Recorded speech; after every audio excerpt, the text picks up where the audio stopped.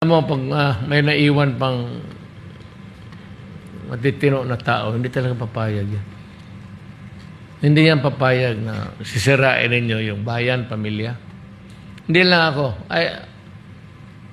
I will one day mawawala rin ako sa mundong ito. But there will be others who will take the cudgels for the people.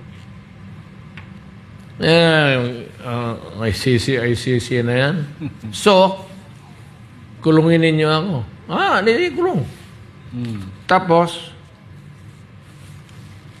kailan ko kayo nga, I am now 70, malapit na birthday ko.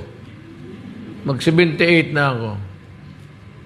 You want to see an old man dying in prison?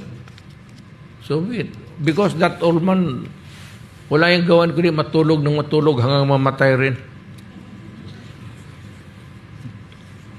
But if you really want me to choose, hulihin ninyo ako, put me in front of a firing squad. Mas gusto ko yan. Gusto ninyo akong bigyan ng punishment, firing squad ninyo ako. Then I'll just do.